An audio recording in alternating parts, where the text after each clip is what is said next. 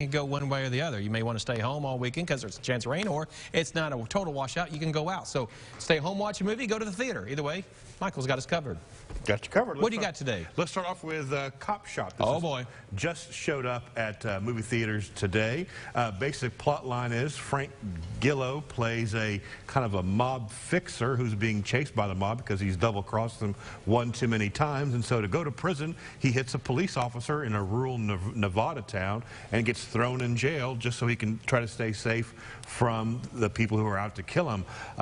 There you see Gerard Butler, who's a hitman who plays drunk to get thrown into jail with Frank Grillo's character so he can kill him, and then that's when craziness starts to ensue. There's another hitman who enters this rural distant police shop, all trying to kill this one man. For a rural place, they got a nice jail, let me say. That's what you said. I thought the exact same thing. This is one of the nicer small town jails. Alexis Louder plays a police officer who is just an amazing find. I've never really seen her before, but she really has the chops to be a big star one day. Her role as a police officer trying to fight off these assassins, she's got good humor and good dialogue and just the grit that you want in an action star. Look, this is what I would call a B-movie action flick, and I think it knows that, and that's what it plays into. There's a lot of gunplay. It's all pretty much confined to this police station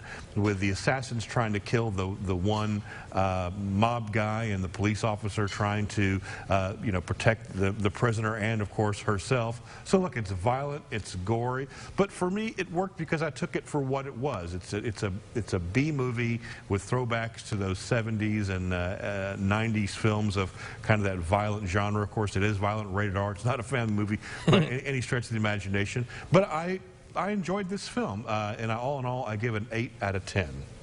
Maybe hot. It just looked hot the whole time. In the Nevada desert, exactly, sure. Exactly. Now, the next movie to talk about is called Riders of Justice. This movie is available for free on Hulu, or you can rent it on Amazon Prime for $3.99. Basic plot line is Maz Milkinson plays a soldier who has to come home from the Middle East because his wife died in a train accident. And his teenage daughter is the only sole survivor. So, of course, he's broken and just wounded for the unexpected loss of his wife. And these two mass scientists come to him. One of whom was actually on the train with his now deceased wife. Come to him and say, "We don't believe this was a train accident. We believe this train was purposely derailed to kill a mob witness." And so Maz Milkinson, being the soldier that he is, starts going after the guys who derailed this train, who are the Riders of Justice gang. So he just one by one starts taking them out. So it's a part revenge thriller, and that when I describe it that way, it just sounds like a shoot-'em-up film.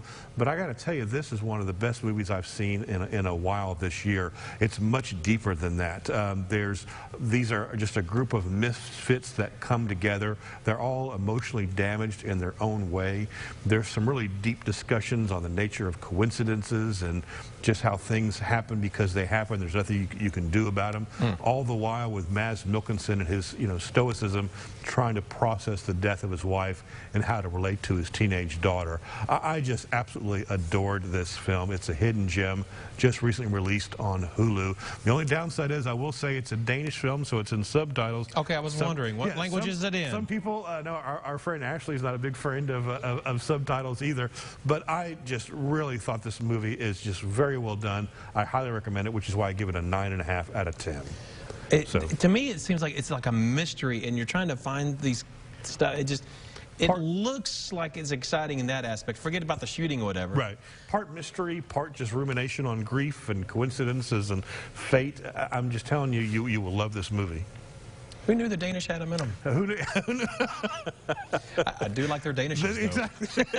They have a good breakfast thing. That is going good. Hey, Rance?